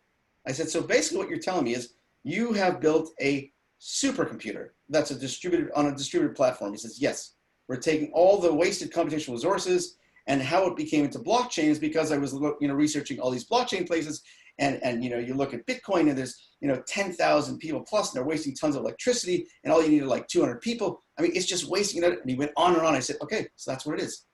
We're a supercomputer, first and foremost. So that's the pinprick, okay? So when we present it to somebody, we'd say, well, you know, this all started with, you know, our founder who had this problem, and he wanted to fix it. So we can tell them the story, just like in the deck, you know, where you have a little story of how did this start. And we say, you know, my partner had this situation. I'm giving you the short version now. Had this situation. He wanted to fix the problem, found it was computational resources, figured out a way to fix it by creating a distributed system that does blank, blank, blank. And so he created the world's first distributed supercomputer that basically harnesses all the power from all computers that are being sitting and wasting, including portable devices like phones and so forth. And then we stop, because that's the first point. And they say, wow, that's amazing. Can it do anything else? And I say, yes, absolutely. It's also the first operating system with plug and play features, as well as IoT and ready and so forth for the internet. And they go, holy shit. How do we identify that as our secondary? We looked at the technology and we said to ourselves, okay, now that we got the foundation of it, what's the next level of importance? Now we looked at the marketing side of it, not the creativity of why this started. We said, okay, so who are we going after? And this is how we figured out. We said, our customers are enterprise. Within enterprise, we're going after fintech. So if that was our, let's say, goal, and we're over here as a supercomputer that's distributed, right? We figured, okay, what's the next thing? So since this system sits on a layer of the internet, we said, well, obviously it's an operating system for the internet. We can't avoid that. That's part of the story. And it's also something really cool, because as soon as you get on the internet, boom, something connects right away. No Bluetooth bullshit. It's like, it's there. And every city is now trying to become smart cities with IoTN. This is right at it. Perfect. Okay.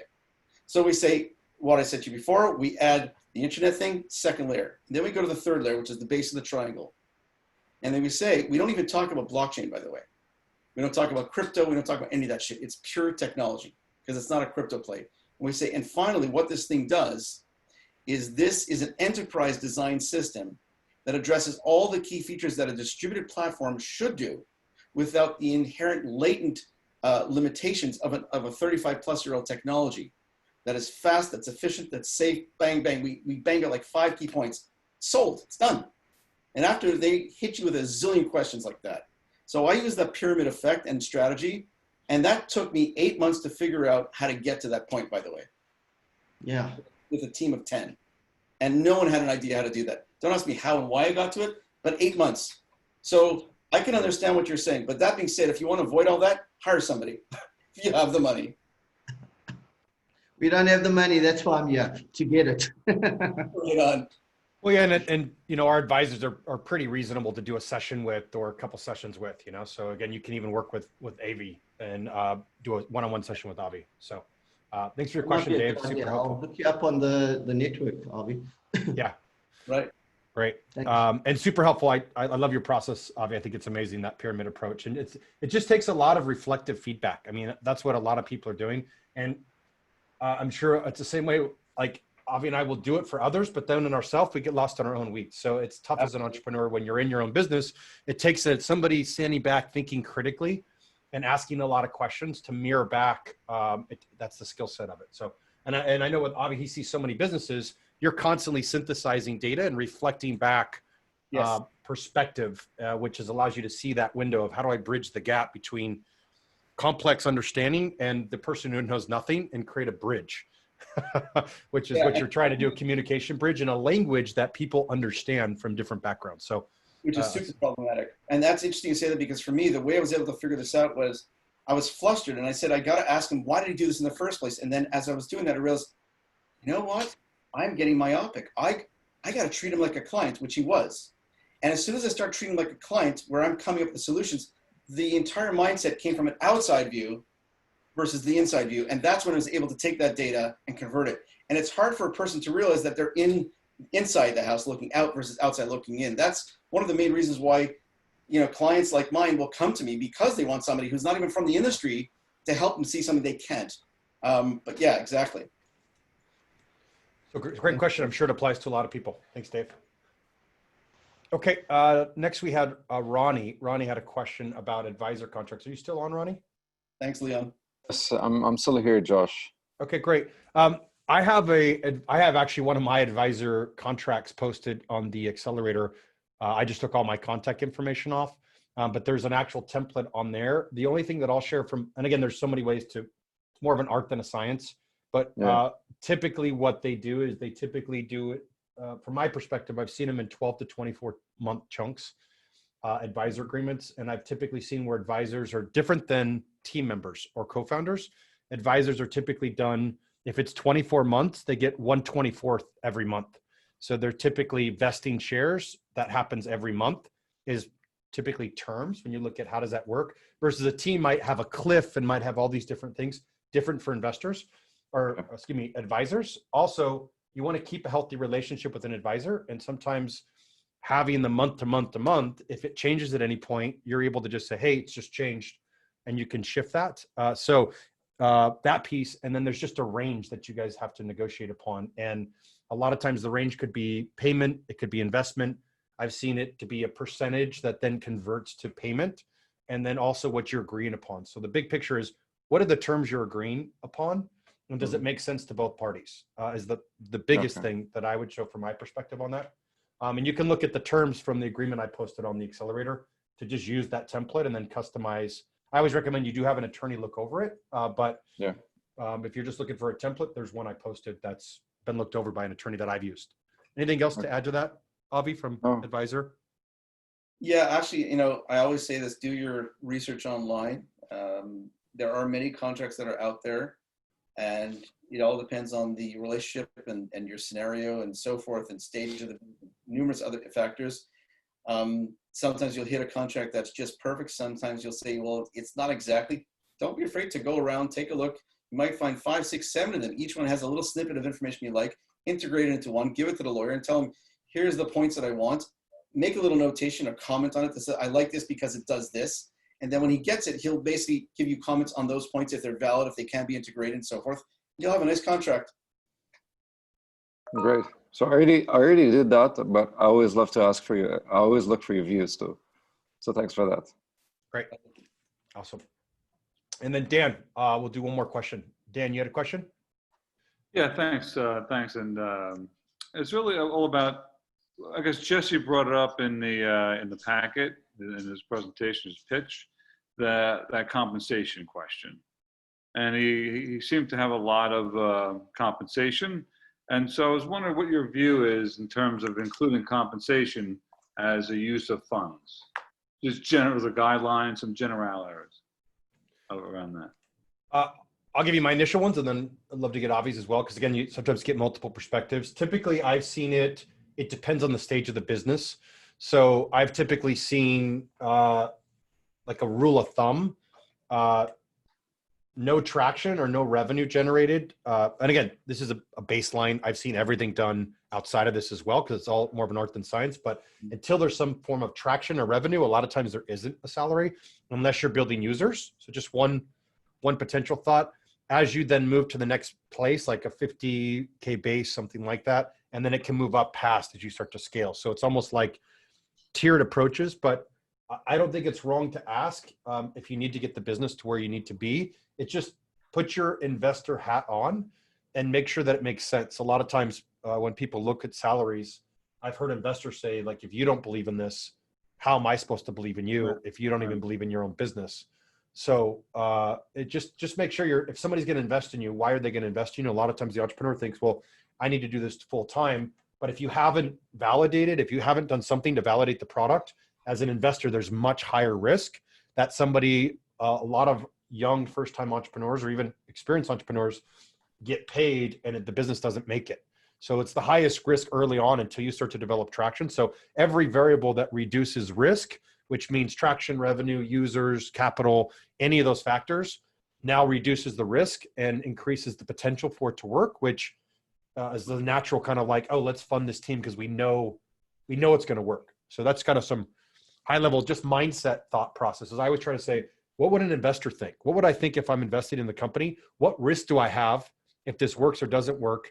And what factors are determining higher or lower risk? And has the entrepreneur taken risk on their own? What money have they invested? Do they have skin in the game? Have they raised money from friends and family? Like if they've maxed out all these pieces, then they have a lot more skin in the game and a reason to succeed and push through. Have they pivoted 2 or 3 times? You know, like I invested in a guy who was sleeping in his car, right? He was Airbnb in his place, sleeping in his car. He's raised money from friends and family. He was Airbnb in his place to keep his employees paid. And I was banking on him without just purely going, I see how perseverant he is. He's not going to let this thing die. He's already pivoted 3 times.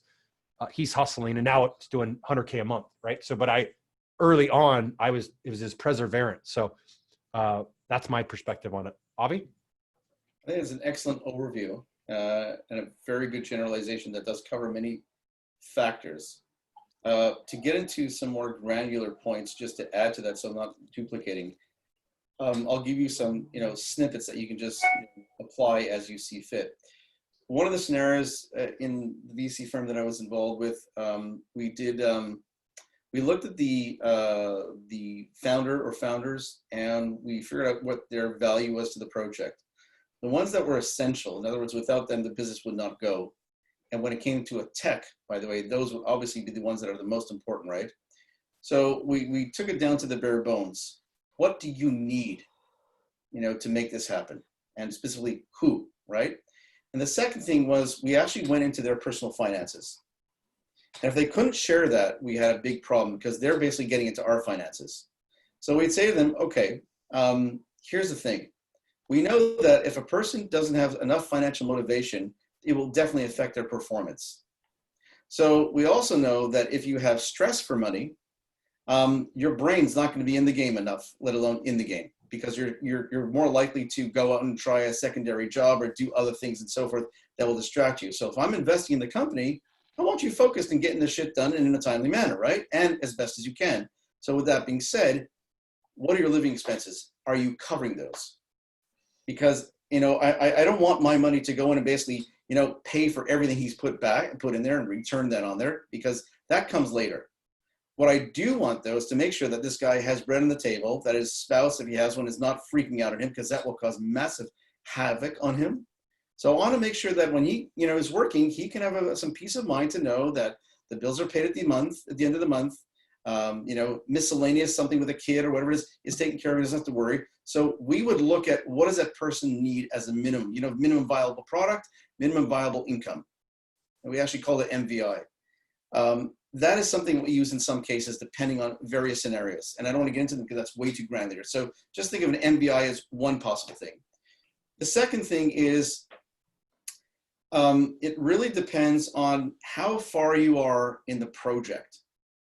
And the obvious thing is, you know, traction, all this type of stuff, but it's also in a matter of how much time you've taken to get there. And within that, it subdivides into, if you were doing it part-time and you've been doing it 3 years, someone will say, wow, 3 years you did nothing. Yeah, but I spent maybe 2 hours a week on it. Oh, then that's pretty good, right? It's relevant, right? So sometimes I'd say to people, don't say 2 years, because if you only did 2 hours a week, that's not 2 or 3 years. That's really 6 months of work. So let's not stretch it, because it makes you reflect poorly, right? So what have you done? How many things have you done? How much have you pushed that needle forward? What type of success you got from them? So let's say, for example, you push things forward nicely, not exceptionally slow or fast, and you've gotten to the point now where you actually got a customer that wants to come in, as an example, in some way, shape, or form, buy, acquire, whatever it is. But now you need something, let's say the equivalent of, let's say, a bridge loan or a purchase order funding type of thing. In other words, you know, if we're talking about widgets, you know, to Walmart, and you've got a purchase order for $1 million worth of stuff where your profit's 30%, $300,000 profit. You say, listen, we're ready to go. We just can't afford to do this purchase order. Well, no problem. You know, and yeah, take some salary in that. You're going to need some people to get this going, and tell me what the next steps are. How are we growing at Walmart? How are we moving to the next one? Every scenario is different, right? How far you've taken it and what that take, in other words, leading to next. So that's another thing we would look at in different scenarios and so forth. We'd also look at the debt factor. So a lot of times a company could be in a situation where there's a lot of debt, and we want to know, like there's one biotech company where they owed a government funding program. They were maintaining the interest, but they had not paid any principal on the program. And the government was putting a lot of pressure on them to start, you know, pay back a little bit, right? So we had to actually have a meeting with the government to say, listen, we are new investors potentially. One of our concerns in investing in this company is that we have to actually take that money instead of progressing the company, but actually have to pay you guys $150,000 when our investment's $500,000, and that's a chunk of money, you know? And they'd say to us something like, well, is that all you're investing? You know, what are your plans? Okay, so we disclose all that type of stuff confidentially under NDA, et cetera. And they say, okay, so you are going to be there for the long term. We said, yes, we want to grow this long term. We just have, you know, different cultures, different milestones, if you will. But the first one is the biggest one, the hardest one, and we want to know that we can take this to the next step without having to pay back the government. So in that unique situation, especially since it's a government agency, we had to do some, you know, 2 weeks of negotiations for them to agree to let us just service the principal, the interest only for the next 6 months, which was a big ask, by the way, at the time, because they had owed it for about a year. They were stretching and pushing and stretching. But, you know, depending what type of debt structure is before. Also, do you have a disgruntled investor that's there? So if you want salary, you know, for example, and you've got some disgruntled investor, I'm sorry, but if he's starting to take you to court or something like this, we're going to see to make sure that he's taken care of it. And maybe an investor might say, you know what, you're going to have to accept this or be creative. So there's so many different variables. But if you get the right investor, they'll be human with you and they'll talk to you and you'll be able to speak and basically tell them, here's my situation, here's my cards. This is what I'm dealing with. I'm not asking for $1 million. I'm not asking for a cash out. But can we find a way where, at least as I like to think, if a person is fair, they're going to say, can I live? Can I live? That's it. You know, I'm not buying a new car. I'm not going out to celebrate. Can I live? That's all I want. And when investors hear that, they say right away, that's a decent person. And sometimes we might even say, let's give him a little more because he's so decent and so respectful that he didn't start playing ego and shit like this. Yeah, we'll give him an extra $5,000, $10,000, whatever it is. it happens. So that's my piece. Thank you. Super helpful, Avi. You know, it's so interesting. There's, as you see, the more we do this, there's so many scenarios, right? You'll see entrepreneurs. There's some things that are more of an art than a science, and there's some things that are formulaic. So it's a little confusing when you're getting into business. The more times you do it, you start to see the patterns to go, there are patterns here, and some follow logic, and some are more influence based. Right? Some are a conversation of what you can do to move a conversation forward, and some are more an art. And I think that's what I really enjoy these conversations, and really appreciate everybody asking questions and having amazing advisors that are well educated and vetted and are in the trenches and have been for a long time, like Avi or like Alexander that we had, because you get multiple perspectives from real application of scenarios to see what was the art like. You know, how did somebody take this apart and put it back together? What's the logic that somebody uses to think about this? And the more you start to think about it, the more you start to, I think, as entrepreneurs, we all start to think similarly, just from making mistakes or course corrections or figuring out how this works. So really helpful conversation. Thanks so much for extra time today, Avi, and being on here. And thank you for everybody for sticking around for the 4 pitch practices and extra time to get some questions answered. I hope everybody has a really good week. And I look forward to seeing everybody in the Accelerator next week. Thanks again, Avi. We have the link in the comments. I highly recommend you do a session with Avi. Really helpful. I've done a number of sessions from the Co-Founders Lab side, and it's all been really helpful. So really appreciate you on here. Thank you. Thank you. Yeah. All right, everybody. Have a great day. Great companies. Great job on all the pitches today. And we will see everybody later. Thank you, everybody. Take care.